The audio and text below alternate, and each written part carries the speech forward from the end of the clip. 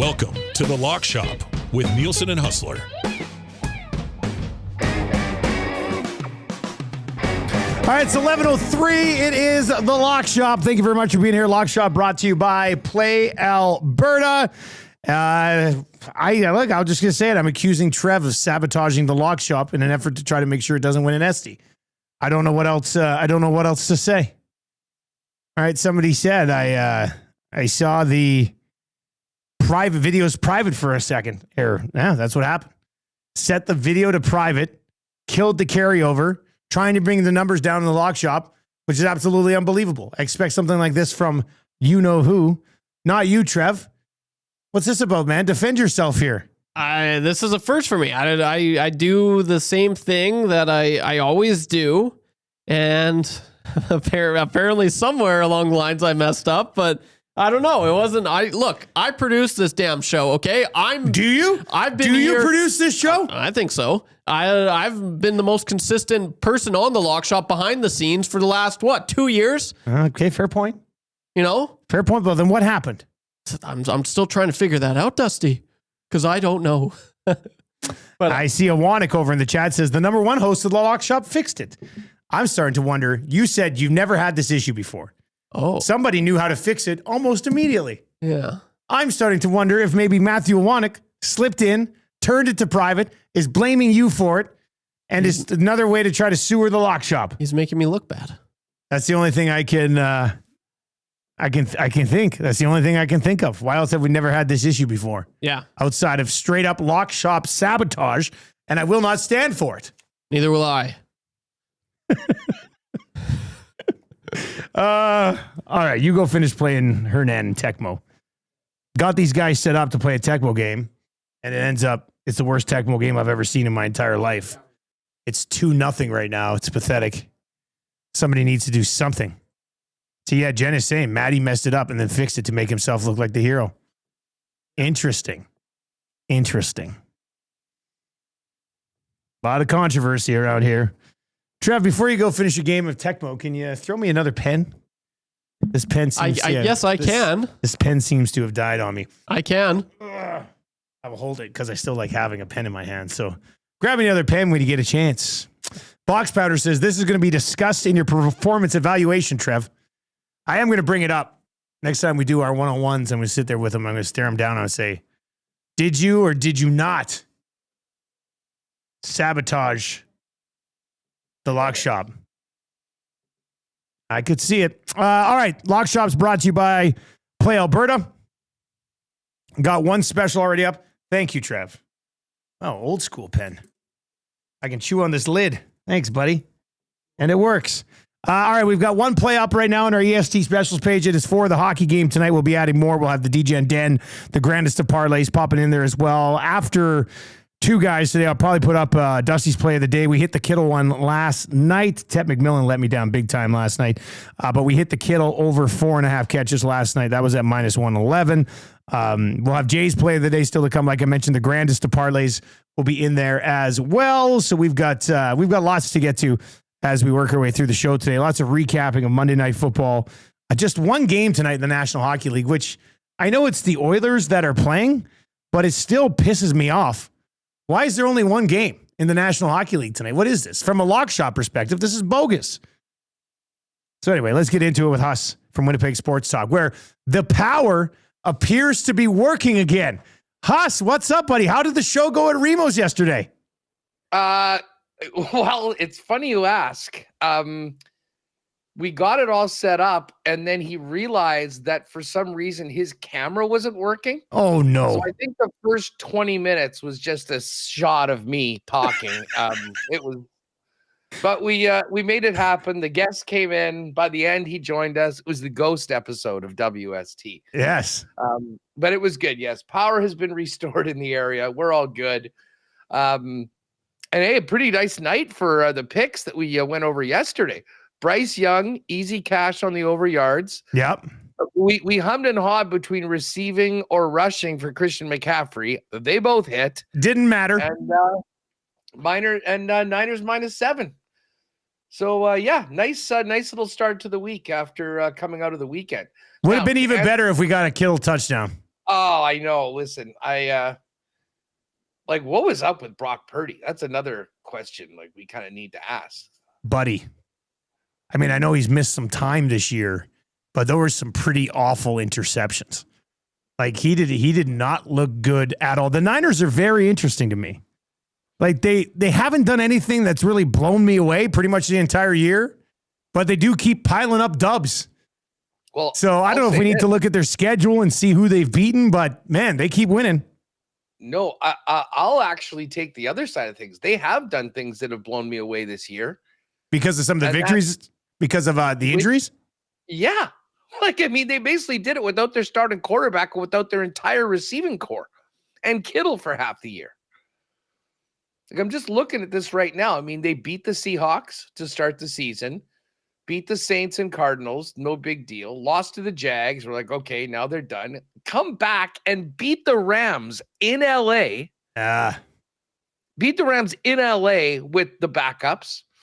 Lost to Tampa, beat the Falcons, lost to the Texans. They're really good. Beat the Giants, lost to the Rams, followed up with the Cardinals and Panthers. Like, listen, they don't have the toughest schedule, but you are what your record is at this point in the season. They are 8-4. We're going to get 3 playoff teams from the NFC West, I expect, because the Seahawks are going to be there, the Rams are going to be there, and barring some sort of crazy finish to the season, they should be good. I mean, they've got the Browns, the Titans, the Colts, and the Bears the rest of the way. So I think it's probably pretty safe bet. And then the Seahawks in the final week. So, I mean, they should comfortably get to 11 wins, I would say. I don't think it'll be good enough to win the division because of where the Rams are right now. But listen, coming out of that win, you have to wonder, how much do you trust Brock Purdy over this next little bit? The one thing I'll say is I think, like, I'm going to say right now, I think Kyle Shanahan's been the coach of the year. Like, the guys that they were out, it was essentially a team of a second string offense. They've lost some big time players on defense. Bosa's out, Wagner's out. I mean, so I think they've done a great job, but because of that, and listen, Shanahan, it's not like he's a rookie coach or anything. You got to take care of players when they're making the 50 mil and you kind of sign them to the big deals.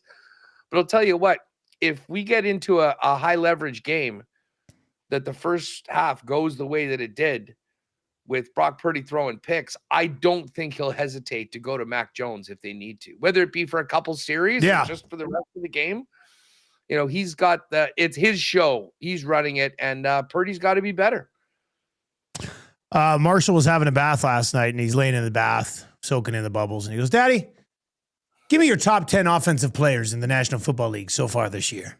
Love it. So let's build the top 10, like off the top of our, like without looking up stats. Marshall's list. Yeah. Like who would Jonathan Taylor? Taylor's on there. Taylor, absolutely on there. JSN has to be on there, on the verge of breaking the all-time record. Okay, who else? On there. Who's that? Gibbs. Say that again. Gibbs. Gibbs for sure. Yep. Christian McCaffrey. CMC. We got to mix in a couple quarterbacks, I would think. Matt Stafford. Yeah, Stafford. I told Marshall last night, I said, Stafford's going to be the MVP, buddy. Feel free to chime in here if you're listening or if you're over on YouTube there, looking for the top 10 offensive players in the league so far this year.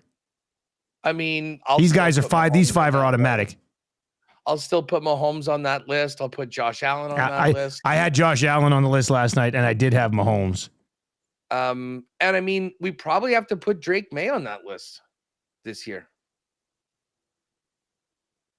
We probably do, don't we? I'm going to wait till we put our 10 in here. Then I'm going to look up the stats and see if we're missing anybody like significant. All right. So we've got 8. If we put Drake May on the list, we've got 8. Yeah. So, I mean, that's sort of like, let's go one more receiver, one more running back. You know what? James Cook. I go James Cook on the running back side. Okay, and but who's been the second best receiver so far in the league this year? Then I'll bring up the leaders. Second best. It's been such a runaway for JSN. Who else are we missing here at receiver? I mean, Chase and Jefferson have both had sort of Jefferson's done nothing. Not as much on. Man, trying to think if there's another receiver that jumps off the page from week to week. Big Uke is suggesting McBride at tight end. He's top 5 in receptions. I know that. McCaffrey's number 1 right now. That would be fair. You know who? You know what? There's 2,000-yard receivers right now. Who's the other one? And he's not even a number 1 on the depth chart of the team that he plays. George Pickens. Yeah. George Pickens. Man, George Pickens has been good this year. Let's see here. Yeah, so George Pickens. Okay, so Puka Nakua's had a decent year too. I think I said Puka last night to Marshall because he's a big Puka Nakua guy. But Puka probably belongs on that list. Puka probably belongs there as well. Man, Devontae Adams has 12 touchdowns this year. My God. Yeah, they're all 1-yarders. Yeah. I saw that tweet about all of his, nothing outside of 10, wasn't there? Something like that? Yeah. He's not stretching the field anymore, but he's a good goal line target. You know what we hit? Okay, we were right. Those are the top 3 rushing. Jonathan Taylor, number 1, James Cook, number 2, Gibbs, number 3. McCaffrey's over 1,400 total yards. Yeah, McCaffrey already. Is in both. Jonathan Taylor. And then the receivers, I think we did a pretty good job on this list. I mean, JSN, Pickens, Puka, St. Brown, and Chase are next up. Yeah, and George Pickens is third in touchdowns and 2nd in yards, so he's probably got to be in there as well. Here are the quarterback leaders in yards. Drake May is number 1. Patrick Mahomes is number 2. Dak is number 3. Now that I think of it, I'm just looking at this list. My that future on Dak Prescott to lead the lead in passing is very much alive because, of course, Drake May's played 12 games. Yeah. Oh, yeah, so you're right. Mahomes and Prescott are probably going to be 1-2. Like, they're only separated. Mahomes has Dak by 36 yards right now. Do you remember what the number was you got on it? I can tell you. I think it was 12-1, if I'm not mistaken. I think it was. I will go down. Still got a lot of futures in. Yeah, it was 12-1. That's a good number. Gotta like that. It is for sure. Prescott's also tied for 2nd in passing touchdowns. He's got 23. Stafford has 30. That's 7 clear of Goff and Dak. That's wild. Smitty the Welder says Mahomes isn't a top 10 offensive guy this year. Huss, do you care to address that? Well, I mean, okay, well, you tell me who's ahead of him. As I said, he's number 2 in passing in the league.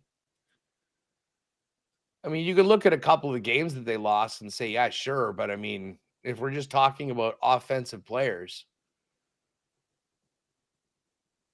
I mean, Mahomes is ahead of Josh Allen. I think Mahomes would be, but what about Dak? Are we selling Dak short here? You know what? Maybe Dak should be in there ahead of Josh. Right? Dak's tied for 2nd in touchdown passes and might end up leading the entire league in passing yards. Josh Allen is 9th. Now, Josh Allen obviously runs the football quite a bit. He's got 18 TDs, as does Mahomes. And Daniel Jones has had a great year. But again, I mean, I'm leaning more Taylor for that. I mean, Sam Darnold, not taking him over Mahomes this year. I mean, that group at the top, I mean, if we're just going by yards, May, Mahomes, Prescott, Danny Dimes, Matt Stafford. Stafford's elevated, though, because of the touchdowns. They've been winning games where they didn't need to pass. I mean, he's the MVP right now. I don't know. Well, isn't he gone? Isn't he like 22 touchdowns and no picks in his last 7 starts or something like that? Oh, that could be. Well, he's 30 touchdowns, 2 picks on the season. Yeah, that's an insane touchdown to turnover rate. Like that's nuts. Yeah, all the other guys in the top 5. May has 6. Mahomes, Prescott, Jones have 7. Darnold has 10. Josh Allen has 9. Herbert has 9. So yeah, I mean, I think that we're pretty much in accordance too on that. People that say no to Mahomes are just haters. That's what I say. All right, 780-218-9999, 780-218-9999. Big Uke says, breaking, Penny Oleksiak given a 2-year ban. What happened there? What? What happened there? What is this about? Come on. Penny Oleksiak. Let's see. That is crazy. Canadian swimmer Penny Oleksiak has accepted a 2-year ban from competitive swimming after 3 whereabouts failures. She will now be ineligible until July 14th, 2027. She will have any competitive results from June 16 onward disqualified too. What are 3 whereabouts failures? What is that? What does that mean? Well, they went to go find her, a drug test her, and they couldn't find her. Oh. She's been on the down low. Damn. Now, I'm looking as I just pulled this up. Olympic champion Penny Oleksiak and Antiguan and Barbudian Olympian Stefano Mitchell stun in new photo. Oleksiak is currently serving a voluntary provisional suspension for allegedly committing 3 whereabouts failures within a 12-month period. I see that on that swim updates tweet from October. That is crazy.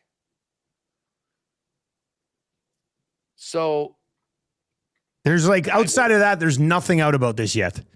It's just no real details of us. After this happens once, would you not be like, oh, okay, I better not have another one of these? That seems. Yeah. I mean, that's probably it for her. Well, I was just going to look up, how old is she going to be? She's 25. So when her ban's over, she'll be 27. Or just about 28. She turns in June. Yeah. When are the next Olympics? The Olympics last year? No, there'll be 2028, right? Because we got the 2026 summers or winters. Winters, so it's 2024 to 2028, yeah. So she would be back for the 2028 Summer Olympics. Summer Olympics, Friday, July 14th, 2028, till July 30th, 2028. So she would be back for the Olympics after the suspension. Her suspension will, the ban will stop her. She'll get back a year ahead of the Olympics, basically, is what you're looking at. Yeah, I don't even know whether so she had no medals. And she did not qualify at the swimming trial. She finished 9th in the 200-meter freestyle final. Maybe she's just done. She just went on holidays and she's like, whatever, I'm not doing this anymore. So don't worry about me. Yeah. I mean, she's going to have to say something about this. I mean, when you get suspended like that, I mean, she kind of exploded out of the gate in 2016 when she had the gold in the freestyle, 2 bronze in relays, a silver in the butterfly. Big Uke with the breaking news on the lock shop. Penny Oleksiak, Olympic. Nobody breaks swimming news like Big Uke on the lock shop. Exactly. I didn't hear this broken on any other show. Just saying. It's a little lock shop bonus. Do you have any good swimming guests? Do you have any go-to swimming guys in the Rolodex? No, I do not. Maybe one of Marshall's swimming coaches, if they're really into it, from True Blue Swimming. Maybe Marshall. I mean, he did. We'll bring the Barracuda on. Right. Yeah, Marsh, when you finish your 3K swim at True Blue, did they piss test you? Have you had any whereabouts violations? He wouldn't have been able to do anything after swimming 3 kilometers. I've never seen that kid so tired his entire life. I'm still so impressed that he did it. I mean, that's insane. 3 kilometers, man, at the age of 10 years old. Could you do that? Could I swim 3 kilometers right now? It would take me forever, but I could probably do it. Like, I like swimming. I swim sometimes. But it would take me longer than it took him. I'll tell you that. Like, he just straight up boom, boom, boom, boom. And yeah. So I could do it, but it would take forever. And a lot of it would be done floating on my back. Lock shop challenge. The father-son 3K swim. We could get some lines put up for it. Marshall, he would crush me. 250. It's weird to be in a spot in my life, I guess, where I would lose to my 10-year-old son at something. But that's the one thing. Like, and actually, NHL hockey, he beat me the other day. We were playing. I tied it. So I tie it with like a minute left, and I'm just fired up. I'm like, let's go. We're going to overtime, baby. He scores twice in the final minute to finish me in regulation. And I was devastated. I lost 7-5. Now, he was playing with his super team that he's built. They're all like 100 overall. It's a stacked club. He's got the all-time greats on it. And I was playing with HC Davos from the Spengler Cup. So I held tight for quite some time, but I was trying to win that, and I didn't. So I guess you guys might need to just graduate to Marsh. You can't use the super team anymore. Yeah. You can be the Oilers. And I'll still be HC Davos. Yeah, or maybe get be the Sharks or be Calgary, Battle of Alberta. No, nobody wants to be Calgary right now, buddy. I'd rather be Calgary than HC Davos, just saying. Yeah, you might rather be Calgary than the Vancouver Canucks right now as well. Interesting times around the National Hockey League. Dude, that game, I was, finishing up the night of watching football and tuned in and caught that Vancouver-Calgary game on Sunday. Oh, my God. Calgary's actually won 3 in a row. I mean, that team's not going to quit. They'll win a few games. And I'll tell you what, Vancouver, that is a mess right now. If you're listening on TuneIn or iHeart, Huss is having a major cough attack right now, and I shouldn't be laughing. Still not entirely through the Grey Cup. Sorry for laughing at you, buddy. Disney log shoppers. Hey. Oh my God. But so like us with both these teams right now, like it's been said that the Canucks are willing to listen on veterans and see what happens. Wyshynski was on today and said, when they say listen on veterans, it's more so like almost a kick in the ass to the team, that being like, if we don't get going, some of you are going to get traded, so let's get playing well. But we haven't even heard, like Calgary, it's the opposite. It's like Calgary's not selling off. Calgary's going to try to keep battling.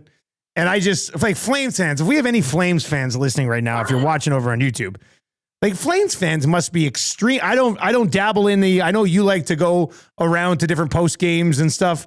Oh, I don't know if Flames fans are like pissed off after every win because they want to try the best odds at Gavin McKenna or something. But Calgary seems to be delusional if they think there's going to be a tweak here or there and they're going to be, back on track. I just don't see it.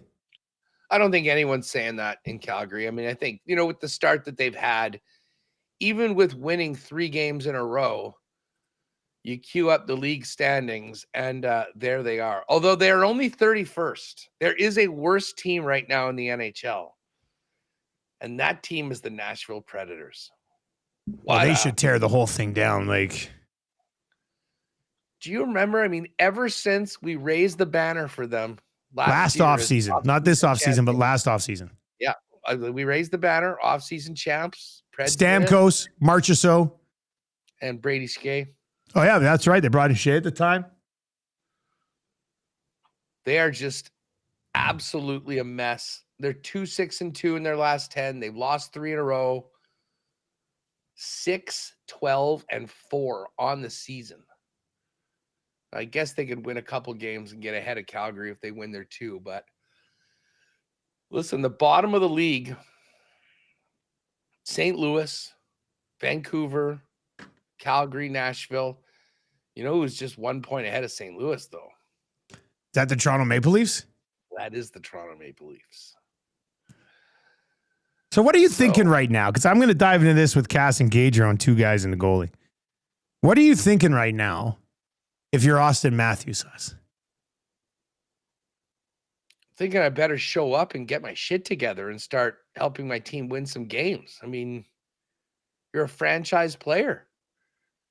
And you need to be better, and you need to pull this team. Like, it's embarrassing where their team is right now. Like, I mean, again, I don't know enough about what really drives Matthews. He's got 2 years left on his contract after this one. Yeah. Like, you got to think that they've got to be in a much better spot to convince this guy to stick around in a couple of years, right? Like, if they continue on this path, adios, see you later, I'm out of here as an unrestricted free agent, right? I mean, none of these guys are getting to free agency. Like, you know, they'll determine that next year. And if the team's taking a huge step back and they are looking to do it, I know he's got a no move, but I'm sure he'd work with them on going somewhere else, and then he can sign an extension in the off season, a place that he'd like to go. Yeah. Like, you can't lose those guys for nothing. I mean, they're seeing what happened when they walked with Mitch Marner. Although, funny thing is, Marner didn't want to accept a trade and then just went to where he wanted to go. And that's happened in Toronto before. It happened with Matt Sundin at the end of his career. Remember how pissed off all the Leaf fans were at Sundin? He'd done everything for the franchise, said, hey, I don't want to be traded. And then that was that. He stuck around. This one over on YouTube says Matthews has lost a ton of shine over the past few years. I wouldn't even trade him for Celebrini or Bedard. Well, definitely not doing that. I mean, those teams have a guy who's less than 20 or rated 20 years old. Their whole future's ahead of him. Matthews is at 28. Still has a ton of goal scoring potential, obviously, moving forward wherever he ends up. But yeah, he's sitting there on the IR right now, watching this team. If you did, okay, here, this is, I don't know, have you ever listened to Bill Simmons? And he does this for basketball, but the trade rankings. I've not. I listened to Simmons does the Rewatchables podcast. I listened to the Rewatchables podcast a little bit. He actually, that's the only one of his that I don't listen to. Yeah, that's the one I do listen to for movies that I like. It's funny you say that. As I was listening to work today, Simmons and a couple of guys are doing a podcast on Two for the Money, which is the McConaughey Pacino sports betting movie. So I'm actually listening to that one right now. It's pretty good. Anyway, so his trade rankings, how does he rank? How does it work? So here's the premise. And let's do this as a little bit of an exercise right now. Who's the most who's the player in the league? And again, like, let's take away no moves. Like, just say there's anyone can be traded. Who's the team that in a 1-for-1 deal nobody would trade? You would think it's Connor McDavid. I would say that I still think it is Connor McDavid, but there are some strong cases to be made for some of these younger kids. So it's like, is it like a dynasty keeper trade list, basically? Is that what it is? Basically. So Wemby's number one on that list right now then in the NBA. Would that be it? Yeah, I mean, he's done this a number of times over years. It's got to be, whatever the list is, it's got to be Wemby. They'll update that list. Yeah. So, but let's talk about this for the NHL. I mean, I would put McDavid at number one on the list. Yeah, you wouldn't trade him for Celebrini right now? He's 19 years old. No, I don't think I would. You're thinking about it though. No, well, look, I hesitated because it's so is it I'm start a franchise today type of thing. That's basically what it is, right? It's a start a franchise today. Moving forward. I mean, it's real time. Their ages matter. I'd still have McDavid at number 1, and I'd be considering Makar and McKinnon in there as well, and then Celebrini's smack dab either right in or just shy of that group. I'll tell you this. The Sharks wouldn't trade Celebrini for McDavid right now. I don't think. Now, again, you do have to think about contracts and whatnot. Yeah. Let's say they're both signed for 8 years. They both have max term. A 19-year-old Macklin Celebrini or a 28-year-old Connor McDavid? Oh, man. Hard market to ask this because I get it. You have your players. I mean, McDavid's been an Oiler for his entire career. He's brought you to the brink the last couple seasons. I think I'd still say I'll give me 28-year-old Connor McDavid right now. Like, let's say they're being slotted into the same team in the same spot. I think I'd rather take Connor McDavid for the next 8 years than Celebrini, but McDavid is a freak. I think he's one of the top 5 players of all time. So, it's tough. Celebrini's having a ridiculous season. I think he's going to be a stud. Hush, you're killing me. I still think I have to go McDavid. But it's a valid case for Celebrini. Like Honto Mo over on YouTube says McDavid, Celebrini, Makar, Nate Dogg, and Leon. I mean, I think I'd have Celebrini higher than Leon on those lists, and I hope people in Edmonton don't run me out of town for saying that. But Celebrini's he's a pretty special talent. With that being said, is it all going to be on a continuous path up like this for him right now, or is there going to be the odd year where people start to catch on to Celebrini and start, there's those types of things. So I'd still say Connor. But it's a lot closer when you have that type of conversation for sure. To me, I would maybe put Celebrini at number 1 on my list. McDavid obviously is there. The other guy that we have to think about is Cale Makar. Yeah.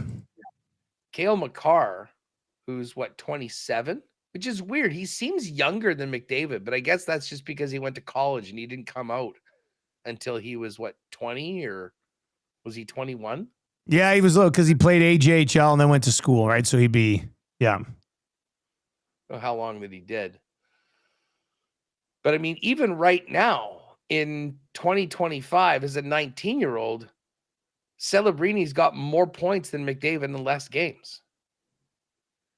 And I mean, I would have to defer to McDavid when he wants to can do, he can be really good defensively too, just as he's so fast. He can catch anyone and get in there on that.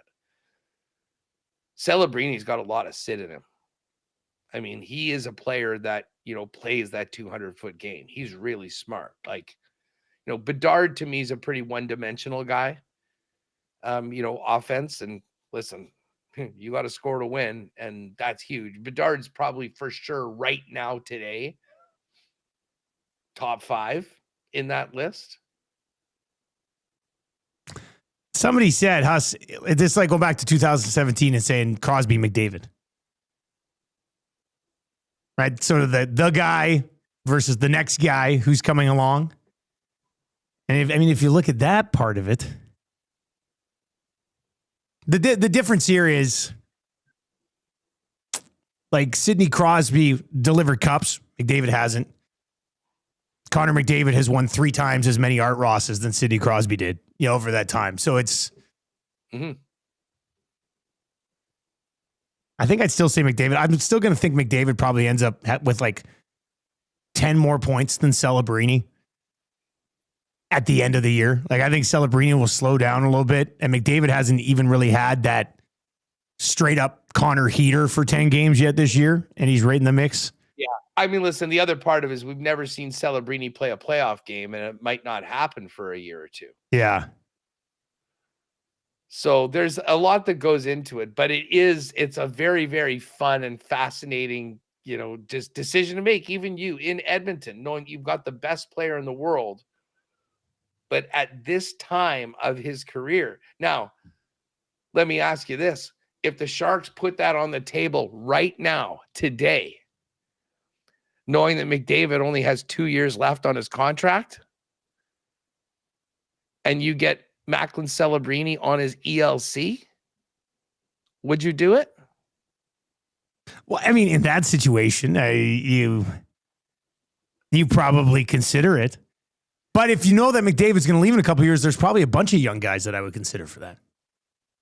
Like there'd be other guys around the league there where you're like, okay, well, what about this guy you can have for 10 years or this guy for 10 years, right? There's a lot of guys I think that you might want for 10 years as opposed to 2.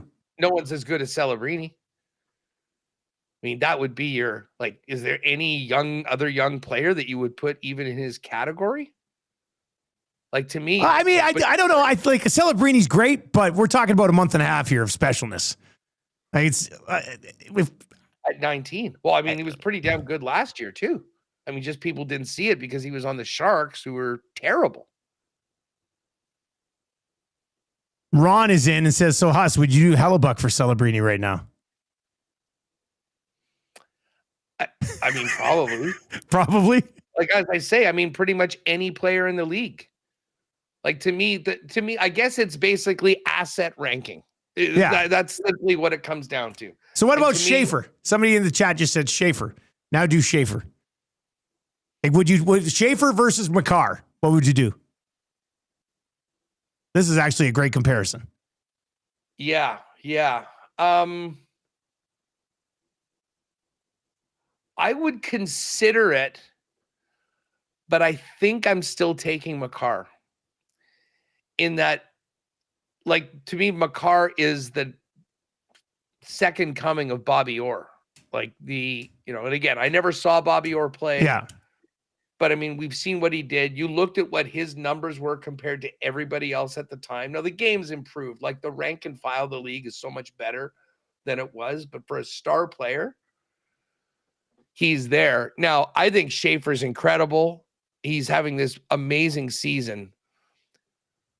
But again, we're a month and a half into his NHL career. But I would put him probably in the top 10 in the league, of that. There's not many other players that I wouldn't trade for Matthew Schaefer. Put it that way. Makar might be one of the McDavid, Celebrini, Makar. Who would you rather have? Matthew Schaefer or Connor Bedard? And you were sounded just like me on the McDavid Celebrini one with Schaefer and Makar. A game-changing defense. Man, it's Bedard has been through some things and is sort of figuring it out now and looks extremely dangerous. We haven't seen Schaefer get to those ups and downs just yet. Would you be willing to bet that you do, though? I'm sure there'll be a hiccup along the way somewhere for a teenage defenseman. Oh, yeah. Who's the youngest ever. Well, I mean, there's hiccups. McDavid has a 2 to 3 week hiccup every year right now with the Oilers. By the time Schaefer's 22, it could be an absolute stud. Norris Trophy. I think. When he's 22, he's 18 right now. When he's 22, Makar is going to be 31. When he's 26, Makar is going to be 35. And then at that point, he, presumably will be a top player. But I guess if we're just putting together the top 10 assets. Well, the top 10 assets in the league to me would be, I think we've kind of almost talked about all of them. In some order, it's McDavid, it's Celebrini, it's Bedard, it's McKinnon, it's Makar. That's 5. We put Schaefer in there at this age. That's 6. What like is Draisaitl in there? Is he in the top 10? Is he near the bottom of the top 10 on that list? He might be in that list. I've got another young player. I think I know who you're going to say, but go ahead. Leo Carlson. Oh, Leo Carlson's really emerged this year too. Yeah. He's been awesome. He's a second overall pick himself. Yeah. It's amazing when you look at the scoring leaders, like the top 4 guys in the league were all number 1 overall picks. McKinnon, Celebrini, McDavid, Bedard. Number 5 is Jack Eichel, who was a number 2 overall pick behind McDavid. And then you've got Nylander, Pasternak, Makar, Leo Carlson. Like Leo Carlson's tied for 6th in scoring. He's right there, like 1 point back. He's 1 point back of Eichel, 2 back of Bedard, 4 back of McDavid, and having played 2 less games. And then, you're looking at these quote unquote older guys. But yeah, like when you think about potentially getting 15 years from a player, as opposed to right in the window of the next 2 years, like the Oilers are trying to win the cup right now. So there's no possible way you can make an argument that they should trade Connor McDavid for anybody to make, like, even with how good Celebrini's been this year. I'm not suggesting for a second that right now, if you wanted to go out and win a game, you're throwing Celebrini out ahead of McDavid. But if you were talking about assets in the big picture of these guys are starting their career and they're 18 or they're 19 years old and they're already stars or superstar level, that's at that point where, it makes for some really fun sports talk conversations. It does. I think the Demidov kid in Montreal puts himself into the conversation in about 12 months too. I guess he continues to get settled in. He's a pretty special talent. Not at the place where those guys are at just yet, but I think they've got something special there with him. Bedard says, Bedard is like McDavid. He's carrying a team on his back, while Celebrini is like Crosby, who has a good supporting cast around him. Did I miss something, Barbershop Window? I mean, the Sharks in the offseason come from like the worst team in the league. I mean, does he really have a great supporting cast around him? He's got. I think the difference there is that I think as they continue to develop, you will see more guys around Celebrini. Like Will Smith's a great young talent. Eklund's a great young talent. Who they draft, Misa or whatever his name was. Whereas Bedard has like Nazar, and I don't know what else they got coming offensively, right? So as of right now, it's not a great comparison, but I think he's probably sort of looking at how it gets built in the future around those two guys. I mean, to be honest, if you look at the standings right now. Well, I think a lot of what Chicago's getting done's on Spencer Knight, right? He's been pretty damn good between the pipes. They're 2 games above 500. The Sharks are also 2 games above 500. Basically, they've got identical records. Spencer Knight's been awesome. I'm with you. And I think that's sort of a reason why Chicago's kind of won a few extra games than they have. I don't know, man. Every time I look at these standings, it's just so nuts. Like there is no separation. Like the Jets lose 2 games in a row and you go from like 8th, 9th overall to like 22nd, 23rd. You win 2 games in a row, you move up like 10 spots in the league standings. Yeah. Nothing between anyone. And again, the Jets have played the least amount of games in the league. So it looks a lot worse. Assuming you get some points from those games that you're making up. One other thing, you were asking the question right off the bat. Yeah. Why the hell is there only 1 game today in the league? Not on Thursday. I saw that pointed out. Yeah. 0 on Thursday. So like, what is it? 15 tomorrow? It's 16 on Friday or something like that? Games tomorrow. And that's part of the reason why there was such a busy Monday yesterday. Yeah. Usually Mondays are pretty quiet, right? So they've worked around it. The NFL owns Thanksgiving Day. It is a holiday. Although, you know what? It seems like a missed opportunity to not have a couple of the Canadian teams playing on U.S. Thanksgiving.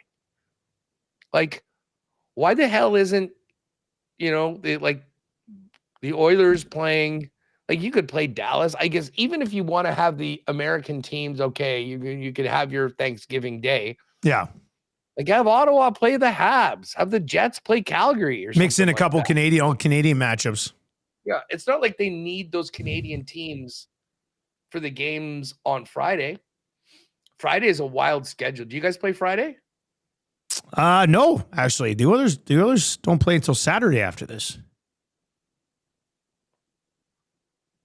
Because Friday, you want to talk about having games all day. 11 a.m. Lightning Wings, noon Rangers Bruins. This is Winnipeg time, so minus an hour. You'll get it started at 10 a.m. Yeah. Avs Wild at 2:30. 3 o'clock, a bunch of games. Devils Sabres, Flames Panthers, Flyers Islanders, Sens Blues, Habs Golden Knights, Kings Ducks, Canucks Sharks. 4 o'clock, Leafs Caps, Jets in Carolina. 6 o'clock, Pens Blue Jackets. 7 Preds Blackhawks. 7 Mammoth Stars. So a ton of games that day. And then Saturday's a pretty busy day as well. A lot of teams playing back-to-backs, including the Jets. And the Oilers are off in Seattle. So Seattle. Really, the Oilers play tonight. Yeah, and then they're off for 3 days. 3 days off at home. Yeah. Maybe get some practices in. That some of these other teams start to catch up to them. Tell us about Dallas, Huss. How many times have you seen Dallas this year? They're in town tonight. Them the home opener. Listen, they're good. You're catching them on a nice time. Yeah. The Matt Ranton and 1-game suspensions tonight. Yeah, Duchesne's out. Harley's out. They're missing some guys. So, but they're really good. I assume Ottinger will get the start going up against Dallas, so you'll have to make it. I'm just looking at their lines for tonight. Jason Robertson's having a monster season. He was pretty mid last year, but he's back. Rupi Hintz is awesome. Seguin's up there in the Rantanen spot. Wyatt Johnson's a hell of a player. What's up with Harley? I didn't realize that he was out. Yeah, I'm not too sure, actually. Our old buddy Kyle Capobianco is in tonight. I'm not sure. I'm not familiar with this Vladislav Kolyachonok. That looks like that's going to be their. You're not the only one. Miro Heiskanen's a treat to watch. So listen, you're getting Dallas on a good night, but don't think for a minute that means, oh, great, the team will just walk over. I mean, the Oilers, this is their first game back after the road trip. Yeah, and they're back for 1. Then they go to Seattle. Then they have 5 at home. Then they're on another 5-game road trip. Interesting. So we'll get to see them play at home here in a little bit. What's coming up in WST today, Huss? Well, John Shannon's going to jump on. Always like chopping it up with John. We'll have the latest on the Jets. Bombers are seemingly sniffing around for some OCs. I saw that. Yeah. Now their current OC is still under contract, isn't he, Huss? Yeah, but I think it's safe to say that he is probably going to be reassigned. The answer is Tommy Condell, right? Of all the names I've seen pop up, I'm like, Tommy Condell the other one probably is makes Mike more sense. Miller from Toronto. And I mean, I'd love to say that I know a lot about him. I was pretty impressed with the Argo offense actually last year, despite all the injuries that they had, season that Nick Arbuckle had. And I don't mind a guy that just came from working with Ryan Dinwiddie. Yeah. So, I mean, to me, that is something. But Tommy Condell is a guy that has been very successful for a number of years with some good offenses in the CFL. So that certainly is, I'd say it's exciting for a lot of Bomber fans. All right, buddy. Well, you have a good show today, and we will catch up with you tomorrow on the Lock Shop, man. What's your favorite prop for tonight? I put what have you cooked up? I cooked up Oilers money line, McDavid assists, Roslovic point, and it's plus 243. So I don't mind that one. If I had to go with one goal scorer tonight, might go with the hot hand of Roslovic to keep her rolling, buddy. He's been playing pretty well lately. Great timing for Jacko, knowing that he needs a contract. No one wanted to commit to him. No one trusted him to sign into a 4 or 5 year deal, which is probably what he'd earned after last year.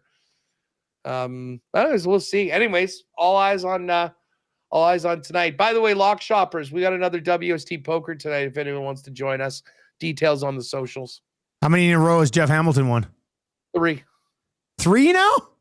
Yeah, big bounty on Hammer's head tonight. Unbelievable. In addition to myself and Reem. All are welcome. Big Uke, let's see out there tonight. Maybe you can take out the Hammer. Somebody go get that guy. Us, we'll talk to you tomorrow, buddy. Later again. There you go. That's us from Winnipeg Sports Talk. It's going to be fired up right away. So make sure you go check that out if you want to support the WST guys. We've got 2 guys in goalie with myself, Cass and Gager on the way as well. I did send the DGen Dens grandest of parlays over, and it is up, and it's plus 750. What do we got here? 4 plays. We've got the Lakers to win by 5 or more. Shout out to the DGen Den for respecting the greatest of all time. Roslovic with a point. I'm also on the Roslovic point in a parlay. We've got the Sirens versus Victoria, 4+ goals. That's PWHL. And then JYP Javaskala to win versus the Pelicans, which I think is a Finnish hockey league play, but I can't even be certain. What are the odds? It's plus 750. Well, that's pretty. What are you guys cooking up for the screw it? Let's do it. Well, it's just Oilers Stars, right? Yeah. We don't You guys only do hockey? Yeah. Oh, okay. We barely hit on hockey. Imagine another. Well, you can put together a 3-leg on the Stars on the Oilers game tonight. Mixing some player That's props. what we're gonna do. Yeah. Okay. What are you liking? What are you thinking? I like your Roslovic. Yeah, point. Robertson's good too. Yeah. It's hard with the Oilers. It's hard because outside of You're telling me. 97-29 Roslovic, I know. like you're taking a huge chance on any other guy. That's why I'm throwing McDavid assists in all the time. You got a little bit of a better number than McDavid point, and odds are gets a point, it's just going to be an assist. Hey, did you like the song? I did like the song yesterday. Yeah. Who's that? Van Dossler? Yeah. Put that together? Delvin, it was good. Yeah. I liked it. Yeah. That was pretty good. Yeah. No, you guys look like you had a lot of fun. I liked you scrambling to figure out how to play it. Well, no, it wouldn't play off my Adobe for no reason. But then it eventually did. No, did Zach end up playing it? No, I just ended up playing it off QuickTime Play. Ah, okay. Yeah, that makes sense too. All right, 2 guys in the goalie for GS Construction is coming up. That's going to do it for the Lock Shop today. Brought to you by our partners over at Play Alberta. We've got 2 EST specials already up there. We're going to have the Screw It, Let's Do It. That's coming up. Dusty's Play of the Day is going to pop in there as well. We got Jay's Play of the Day still to come as well. So go to playalberta.ca, click on EST specials. You can ignore everything else. Click on EST specials, and you can join us and ride with us tonight on this Oilers game. 2 guys and a goalie setting up the Stars and the Oilers. Coming up next with myself, Matt Cassian, Joaquin Gage, right here on Edmonton Sports Talk. If you're watching on YouTube, turn on autoplay. That'll take you right on over. Trev, don't you have work to do? Hey, who won Tecmo? I did. What was the score? 9-0. Did you punch in the touchdown after that interception? No, it was later in the game. Oh, really? Yeah. Congratulations, Nansel. It should have been 23, but he saw me twice on 4th and goal from. Well, you got to punch that in. That's on you. That's not a him thing. Oh, you called the play. All I like to say is I love that league play is back. Did you mark it down? Oh, yeah. Oh, yeah, we're back, baby. I love it. All right, that is going to do it for the Lock Shop. Talk to you on 2 guys in about 3-4 minutes. Don't go anywhere. Thank you very much for joining us. Best of luck if you're riding with us tonight. We'll talk to you tomorrow.